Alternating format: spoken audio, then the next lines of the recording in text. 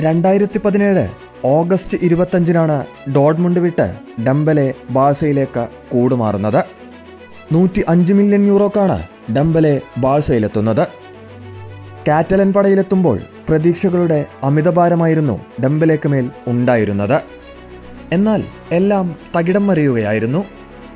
Form കണ്ടെത്താനാവാത്തതും തുടരെയുള്ള പരിക്കുകളും വിമർശനങ്ങൾ കൊണ്ടും തരംതാഴ്ത്തലുകൾ കൊണ്ടും അയാളെ ബാഴ്സ ആരാധകർ ഒരുപാട് പരിഹസിച്ചിരുന്നു.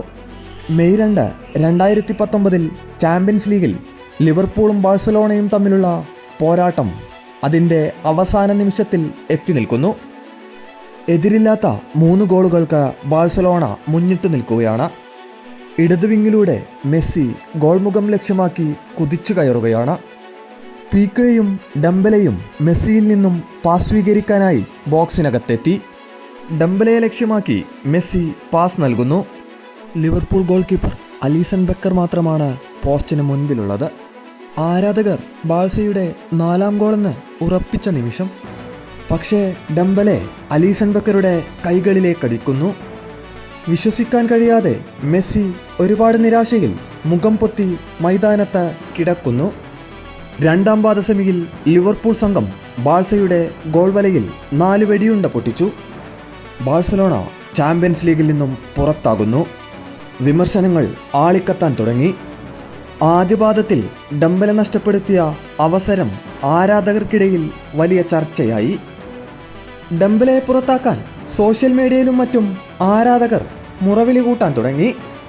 അപ്പോഴും അയാൾക്ക് വിടാതെ പരിക്കുകളുണ്ടായിരുന്നു.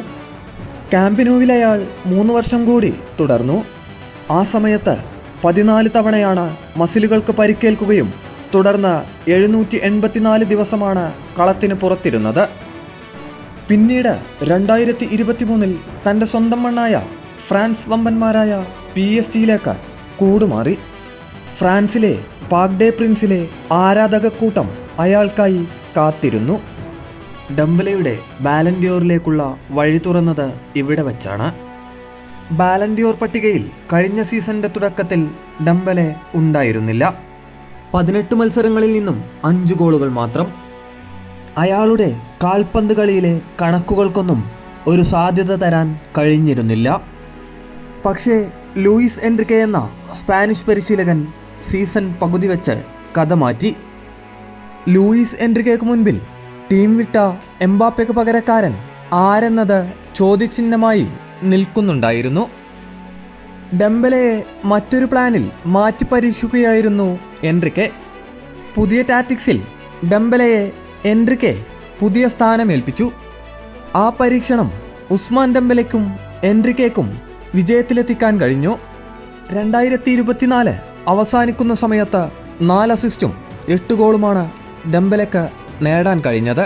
പക്ഷേ 2025 ജനുവരി മുതൽ ചാമ്പ്യൻസ് ലീഗ് ഫൈനൽ വരെ 29 മത്സരങ്ങളിൽ നിന്ന് 25 ഗോളും 8 അസിസ്റ്റും ഒസ്മാൻ ഡംബലയ്ക്ക് നേടാൻ കഴിഞ്ഞു. ഫ്രഞ്ച് ലീഗിൽ ബ്രസ്റ്റിനെതിരെയും ചാമ്പ്യൻസ് ലീഗിൽ സ്റ്റുഗാർട്ടിനെതിരെയും ഹാട്രിക് നേടി. ഈ വർഷം തുടക്കത്തിൽ 20 മത്സരങ്ങളിൽ 24 തവണ എതിരാളികളുടെ വലകുലുക്കി. സീസണിൻ്റെ അവസാന മത്സരങ്ങളിൽ ഗോൾ നേടുന്നത് കുറവായെങ്കിലും 28-കാരൻ്റെ ഗോൾ കോൺട്രിബ്യൂഷനിൽ കുറവ് വന്നില്ല. 1 ഗോളും 6 അസിസ്റ്റുമാണ് അവസാന 10 മത്സരങ്ങളിൽ ഡംബലെ തൻ്റെ പേരിലാക്കിയത്. ഇന്റർ മിലാനെ തകർത്ത് തരിപ്പണമാക്കിയ ചാമ്പ്യൻസ് ലീഗ് ഫൈനലിൽ 2 അസിസ്റ്റുകൾ നേടാനും ഡംബലയ്ക്ക് കഴിഞ്ഞു. അമേരിക്കയിൽ നടന്ന ക്ലബ്ബ് ലോകകപ്പിൽ പരിക്ക് കാരണം പല മത്സരങ്ങൾ നഷ്ടമായെങ്കിലും 2 ഗോളുകളും 1 അസിസ്റ്റ് നേടാനും ഡംബലയ്ക്ക് കഴിഞ്ഞു. 35 ഗോളുകളും 14 അസിസ്റ്റും, അങ്ങനെ 49 ഗോൾ കോൺട്രിബ്യൂഷൻസ്.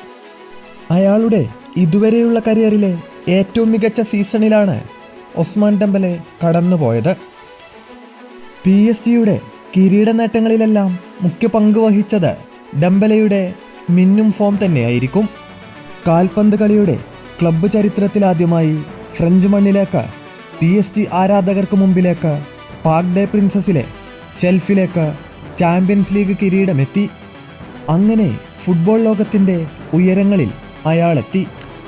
തനിക്കെതിരെയുണ്ടായ പരിഹാസങ്ങൾക്കും തരം താഴ്ത്തലുകൾക്കും മാത്രം വാത്തുറക്കുന്നവർക്ക് മുൻപിൽ ബാലൻഡിയോർ വേദിയിൽ അയാൾക്ക് അർഹതയുടെ അഹങ്കാരത്തിലേറമായിരുന്നു.